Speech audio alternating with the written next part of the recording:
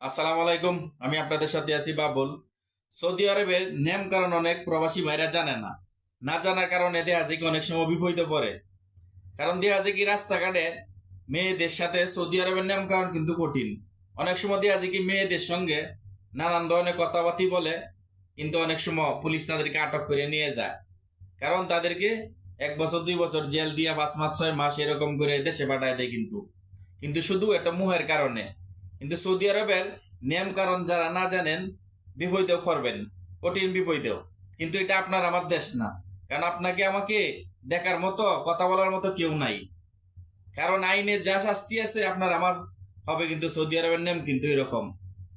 আর অনেক সময় দেখা যায় কি আমরা আকামা ছাড়া রুমের থেকে বাইরে হয়ে যাই গিয়া, আকামারও মতোই আকামা ছাড়া যাই। যেহেতু আপনাদের আকামা রুমে থাকে, তবে আপনার হয়তো আকামার নাম্বারটা আপনার মুখে সেভ করে রাখতে হবে, এরকম ভাবে মুখস্থ রাখতে হবে এই সিস্টেমে। আর না হয় আপনার যে অ্যাপসর আছে, অ্যাপসর হয়তো আপনার নেট থাকে না, ঠিক আছে, আপনি অ্যাপসরটা দেখাইতে পারেন না, ঠিক আছে। অ্যাপসর থেকে যদি আপনি দেখাইতে পারেন আকামা, তাহলে কোনো সমস্যা নাই।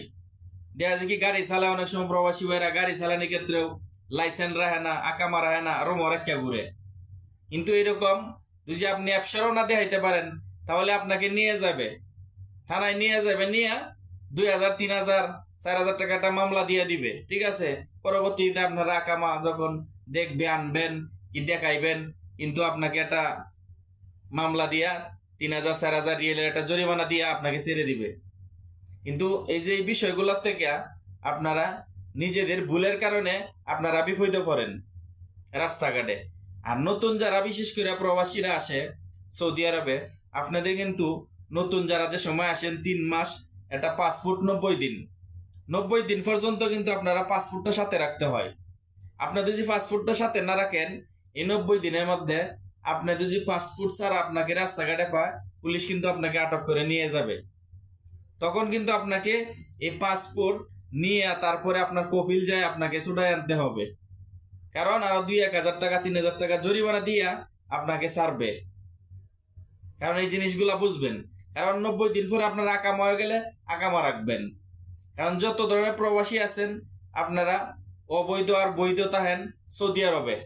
কারণ পুলিশ যদি আপনাদেরকে ডাকে বলে তাল, কারণ পুলিশ এভাবে বলে, ঠিক আছে, তাল, তাল মানে আপনি আসবেন, আপনি হয়তো ভয়ে দৌড় দিবেন কি যাবেন, আপনি অবৈধ থাকেন, সমস্যা নাই, দৌড় দিবেন না ভয়ে, তাহলে আপনার বিপদ আরো বাড়বে। কারণ যে সময় আপনাকে ডাকবে তাল, আসবেন, আইসা আপনার একটা লম্বা একটা সালাম আলি দিবেন আপনি হাসি মুখে। কারণ ওরা বুঝতে পারে, কারণ আপনাকে যখন ডাকবে, আপনার যখন তাড়াহুড়ি মনের মধ্যে একটা ভয় কাজ করবে, তখন তারা বুঝে নিবে আপনার মধ্যে কোনো সমস্যা আছে কি আছে। আপনার আকামা না থাকলেও তারা ডাক দিলে যাবেন, এটা সালাম আলি দিবেন হাসি মুখে।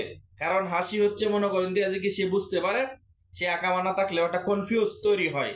এই জিনিসগুলা সৌদি আরবে যারা না বুঝেন এরকম ভাবে বিপদে পড়েন। কিন্তু অনেক প্রবাসীরাই বিভিন্ন দেখা যায় কি নারী কেলেঙ্কারিতে, দেখা যায় কি আকামা নিয়া, মানে বিভিন্ন কেলেঙ্কারি নিয়ে। কারণ সৌদি আরবের আইন নিয়ম কারণটা অন্য দেশের চেয়ে ভিন্ন, কিন্তু ওদের নিয়ম কারণ কিন্তু কঠিন কড়াকড়ি। সৌদি আরব যারাই আছেন সবসময় নিজের ভদ্রতা এবং কি শৃঙ্খলা মতনে চলার চেষ্টা করবেন, বিপদে পড়বেন না। কারণ আপনি আমি যদি সৌদি আরবে বিপদে পড়ি, ঠিক আছে, কারণ আপনার যতটুক আইনে যত ধারার সাজা আছে, এই সাজা কিন্তু আপনাকে ভোগ করতে হবে, জরিমানা থাকলে জরিমানা ভোগ করতে হবে। কারণ বিন্দু পরিমাণ আপনার আমার কিন্তু ছাড় হবে না এই দেশে। কারণ আপনি আমার সাথে কথা বলার মতো, সহযোগিতা করার মতো লোক কিন্তু কাউকে পাবেন না। তো সকলেই ভালো থাকবেন, ভিডিওটা অবশ্যই শেয়ার করে দিবেন, চ্যানেলটা সাবস্ক্রাইব করে দিবেন।